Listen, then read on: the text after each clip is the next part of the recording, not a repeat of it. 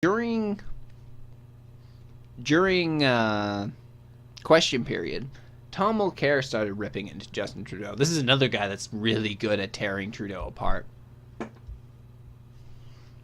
And after going after the Prime Minister about his torture and his use of information through torture, he ended up making a curious point, which I have the video right here. How can the Prime Minister stand in this place and defend the use of information obtained by torture? Contrary, Mr. Speaker, torture is prohibited by the Criminal Code. It's against the Charter of Rights and Freedoms. It's condemned by the international community, and it's abhorrent to Canadian values. What did the Lobbying Commissioner, the Official Languages Commissioner, and the Ethics Commissioner have in common? All three started investigations on the Prime Minister, and all three are now looking for a new job.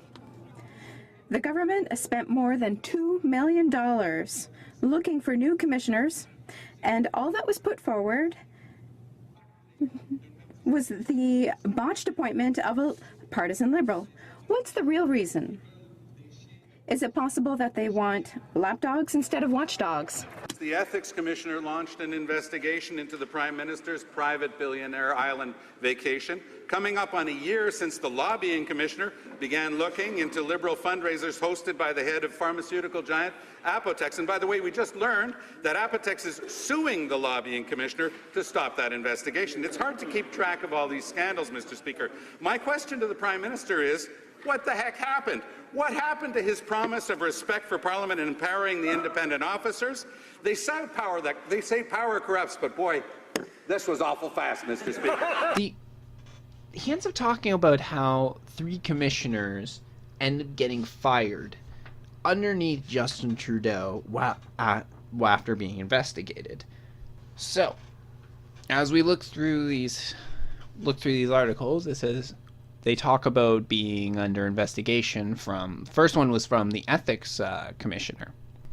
What ended up happening was last December, Justin Trudeau took a fancy vacation to the Bahama Islands on a privately owned island by his friend Aga Khan. And the current commissioner, well, the former, but at the time, the current commissioner was Mary Dawson. And she launched 2 investigations into Trudeau's vacation, in which he and his family used the Aga Khan's private helicopter to fly to and from Nassau.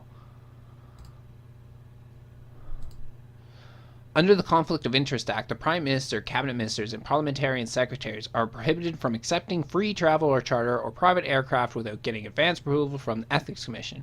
Public office holders are prohibited from accepting gifts from anyone who has business dealings with the government, although there are exceptions if the person is a friend.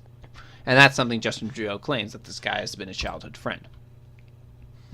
Dawson's term as Ethics Commissioner had been extended twice by the Liberal government and is due to expire on July 8th. She said she won't seek reappointment. NDP ethics critic Nathan Coulin said putting Jagger in charge of finding Dawson's successor is akin to asking an employee to appoint someone to investigate his or her boss. The conflict of interest still remains. So that's what he was just talking about in terms of the commissioners, in the Ethics Commissioner.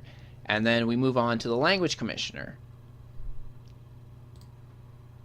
So Conservatives and New Democrats are trying to block a former Ontario Liberal cabinet minister from being appointed as Commissioner of Official Languages, saying the PM ignored his legal obligation to consult with opposition leader before announcing Madeleine Meilleur as his nominee. Both the Tories and the NDPs have complained about the partisan and liberal background of Ms. Meilleur, who as an officer of Parliament would be expected to operate independently of the government and would report directly to the House of Commons or the Senate.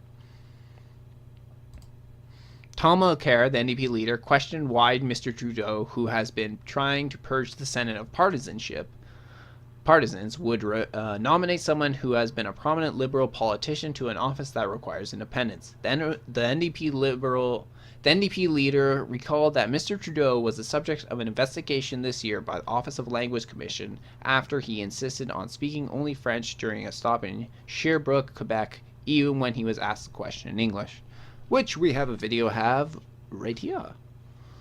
Funding for psychiatry and mental health services have been grossly underfunded compared to the other areas of healthcare. Of particular concern in this area are services to minority populations. Most of the public services in this area are available in French only. It is only in the last 10 years that we have had a group dedicated to trying to help the English population in this area. I would really appreciate your comments on this subject. Merci. Thank you. Si vous permettez, je vais répondre en français pour que tout le monde puisse entendre. Merci de votre utilisation de nos deux langues officielles au pays. On est au Québec, donc je vais répondre en français. Yeah, we all remember that incident. That was just obnoxious as shit. But anyway, that's what he was under investigation for there. And then they don't have a job anymore. And then finally, Mulcair calls it suspicious Trudeau won't recuse himself from lobbying commissioner's hiring process. So he's calling on him to recuse from the next lobbying commissioner because the current one is investigating two cash for access fundraiser organized by the Prime Minister by wealthy lobbyists. Quote, "It is suspicious that Justin Trudeau won't recuse himself from the significant decision," said Mulcair, especially after he has shown himself unable to separate partisan politics from the important appointments, end quote. Last week, which was July 17th, so a few months ago, Post Media reported that lobbying commissioner Karen Shepherd is still investigating an August 2015 fundraiser held for Trudeau by billionaire Barry Sherman, the chairman of the pharmaceutical giant Apotex, as well as an August 2014 fundraiser held by Trudeau by Clearwater Seafood co-founder Mikey McDonald. McDonald is a powerful businessman in Atlantic Canada. At the time of the fundraiser, he said, "It's a small price to pay for a long-time benefits that we'll receive." Sherman has a net worth of $4.62 billion, according to the Canadian Business Magazine, making him Canada's 14th richest person. Both Apotex and Clearwater are registered to lobby the Prime Minister's office.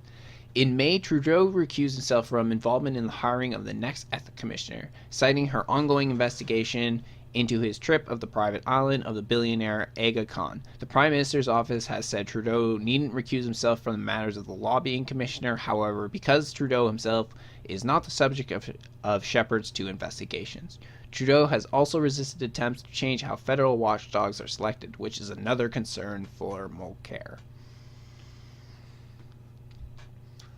This is why I'm going to miss Tom Mulcair. I really like Tom Mulcair, actually, because he's always been good at calling others out. Now, I really like Andrew Scheer for that. Like, Andrew Scheer as opposition during question period is awesome. Although, when it comes to actually the voting time, I don't know if I'd actually want to vote him in. Tom Mulcair is almost out. He only has maybe another month left. I believe it's by the end of October is when the new NDP leader will be announced. So I'm going to miss this guy because he's always been great at calling out Justin Trudeau and others. And personally, I thought he was a good center-left politician. I didn't find he was super progressive left, even if a lot of the rest of the party were. So those are your three political stories today. So today was a lot of reading, a lot of technical stuff, so it might not be the most interesting episode, but these are all important things to do in politics. I mean, Trudeau's tax plan is causing an uproar amongst Canadians. The way that the cabinet reacted to the appointment of the status of women just shows how they're unwilling to debate, listen, talk whatsoever. And then just we have Mulcair forever calling out Justin Trudeau's bullshit. Going to miss that guy. But anyway, I want to thank you for joining me on the podcast today. I'm Adrian Lloyd. This is just my stupid opinion. I'll see you soon.